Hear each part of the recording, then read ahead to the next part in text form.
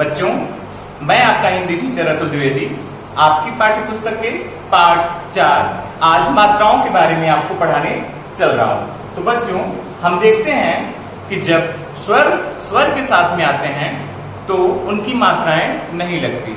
मतलब किसी भी वर्ण में जब स्वर के साथ में आए तो उनकी मात्राएं नहीं लगती, लेकिन जब वही स्वर मात्राओं के साथ में जैसे ही उनको आना होता है या मात्राओं के साथ में तभी वो आते हैं जब वह व्यंजन वर्णों के साथ में लगे हों, या जब स्वर व्यंजन वर्णों के साथ में आए तो वह मात्राओं के रूप में आते हैं। अगर स्वर के साथ में आ रहे हैं तो वह अपने मूल रूप में आते हैं। तो बच्चों, आइए हम पहले मात्राओं परिभाषा देखें कि मात्रा किसे कहते हैं। व्यंजन वर्णों के साथ संयुक्त होने पर स्वरों का मूल रूप परिवर्तित हो जाता है। स्वरों के इस परिवर्तित रूप को हम मात्रा कहते हैं। मतलब बच्चों कि जब व्यंजन वर्णों से संयुक्त होने पर कौन संयुक्त हो रहा है? स्वरों का।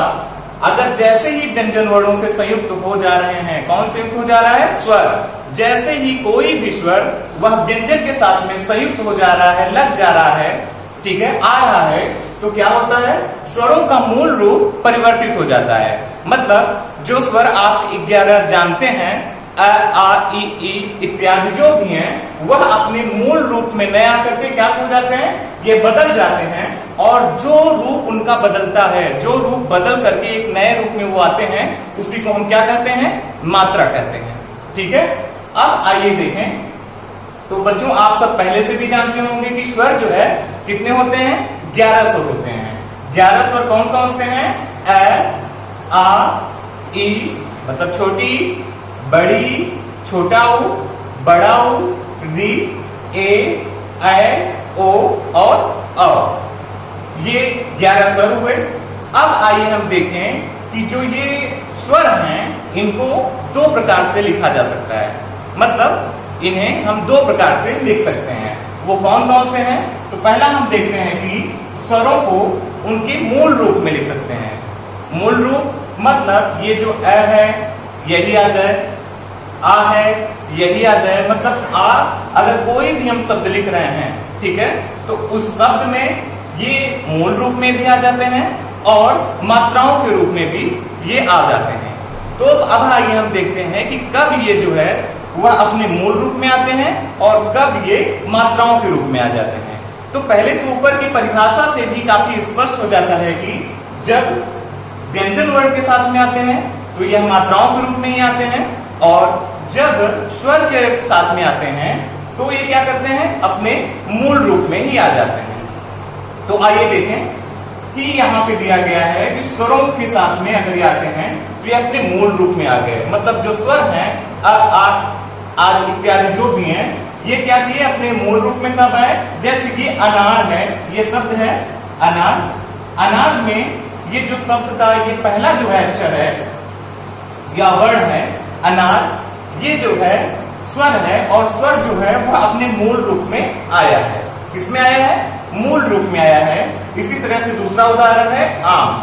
आम का जो आ है, ठीक है, यह स्वर है और स्वर जो है यहाँ पे क्या हुआ है? मूल रूप में आया हुआ है। इसी तरह से इमली का ई जो है ये भी अपने मूल रूप में आया हुआ है और यह स्वर है। ठीक है।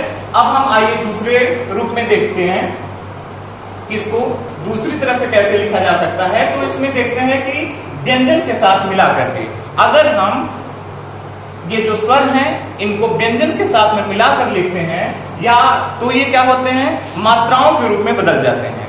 सभी स्वर की अपना एक लिखने का चिन्ह है जब वह व्यंजन के साथ में आते हैं, सिर्फ और सिर्फ किसको? अ को छोड़ करके, क्योंकि अ की कोई भी मात्रा नहीं होती। ठीक। जब वह व्यंजन वर्ण के साथ में मिलता है तो वह प्रायः लुप्त हो जाता है, हमको दिखाई नहीं पड़ता, लेकिन वह जुड़ा हुआ होता है, उसकी मात्रा नहीं होती। तो आइए देखें, यहां पे हम ये देखते हैं कि स्वरों का जो मूल रूप है वह अ ये है, इसकी कोई मात्रा नहीं होती। बड़ा आ हुआ, बड़ा की मात्रा ये हुई। छोटी, छोटी की मात्रा ये हुई। बड़ी, बड़ी की मात्रा यहाँ पे है। छोटा ऊ की मात्रा ये है। बड़ा ऊ की मात्रा है री, री की मात्रा ए, ए की मात्रा, ए की मात्रा, ओ की मात्रा और औ की मात्रा यहाँ पे लिखी गई है। मतलब जब यह स्वरों के साथ में जब रहते हैं तो अपने मूल रूप में रहते हैं। मूल रूप में मतलब यह है कि अ, आ, ई इन सब फॉर्म में रहते हैं। वहीं जैसे ही ये व्यंजन के साथ में मिलेंगे, जैसे ही इनको व्यंजन के साथ में आना होगा, व्यंजन के साथ में मिलाकर लिखना होगा, तो यह अपने तुरंत मात्राओं के रूप में परिवर्तित हो जाते हैं। इस तरह से आइए इनका उदाहरण देखते हैं। जैसे ये क है, क के साथ में बड़ा आ जुड़ रहा है। ठीक है, क्या हो रहा है? बड़ा आ जुड़ रहा है तो बना का, और का जो है वह जो बड़ा आ है वह अपनी मात्रा के रूप में यहाँ पे क के साथ में आ रहा है। किसके साथ में आ रहा है? क के साथ में अपनी मात्रा के रूप में आ रहा है। ये आ जो है यहाँ पे नहीं आ रहा है क्योंकि हम व्यंजन के साथ में इसे मिलाकर लिख रहे हैं। तो ये जो क आ है वह अपनी मात्रा के रूप में यहाँ पे आ रहा है। अब आइए देखते हैं कि आप इसी तरह से क को भी लिख सकते हैं। का भी है, की भी है, बड़ी की है, छोटा कु है, बड़ा कु है, क्वी है, के है, क है, को है और क है। आप इसी तरह से ख भी है, खा, की मतलब बड़ी की इत्यादि जितने भी व्यंजन वर्ण हैं, जितने भी व्यंजन वर्ण हैं, सब के साथ में अगर व्यंजन वर्णों के साथ में हम मिलाकर स्वरों को लिखेंगे, ठीक है, तो वह अपने मात्रा के रूप में आते हैं, न कि वह अपने मूल रूप में। वह अपने मूल रूप में नहीं आएंगे बल्कि अपनी मात्राओं के रूप में वो व्यंजन के साथ में आते हैं। अब आइए देखते हैं कि जो र है, जो र व्यंजन है, वह बाकी जो मात्राएं हैं उस पे, जैसे बड़ा की मात्रा है वो भी एकदम वैसे ही लगेगी जैसे अन्य व्यंजनों के साथ में लगती थी। की है, छोटी ई, बड़ी ई, सारी मात्राएं मतलब जितनी भी मात्राएं हैं सब वैसे ही लगेंगी जैसे अन्य व्यंजन के साथ भी लगती हैं। लेकिन छोटा ऊ और बड़ा ऊ जब र के साथ में मिलता है, जैसे ही ये छोटा ऊ और बड़ा ऊ र के साथ में आएगा, र व्यंजन के साथ में आएगा, तो उनकी मात्राएं जो हैं इस तरह से लगेंगी। ठीक है,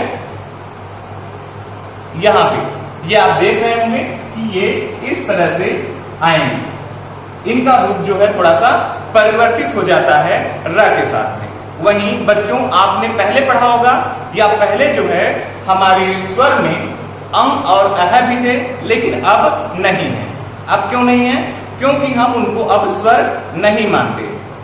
ठीक है, अब उनको हम अयोगवाह की श्रेणी में रखते हैं, न तो वह स्वर है और न ही व्यंजन है। ठीक है बच्चों, तो आप सबने जाना कि मात्रा पहले हम देखें कि मात्रा किसे कहते हैं? व्यंजन वर्णों से संयुक्त होने पर स्वरों का मूल रूप परिवर्तित हो जाता है। ये आपने पढ़ा है कि जैसे ही व्यंजन वर्ण से कोई भी स्वर संयुक्त हुआ, वैसे ही उनका जो मूल रूप है वह परिवर्तित हो गया, बदल गया। ठीक है, और जो बदलाव आता है स्वरों में, मतलब स्वर जैसे ही अपने रूप को बदलते हैं, जो रूप उनका आता है उसी को हम क्या कहते हैं? मात्रा कहते हैं। उन्हीं को क्या कहते हैं? हम मात्रा कहते हैं। जैसे हमने देखा कि हमारे हिंदी भाषा में 11 स्वर हैं। 11 स्वर में अ, आ, छोटी, बड़ी, छोटा ऊ, बड़ा ऊ, री, ए, ओ और औ। इन सब की जो मात्राएं हैं, जब यह व्यंजन वर्ण के साथ में संयुक्त होंगे तो यह बदल जाएंगे। किसके रूप में?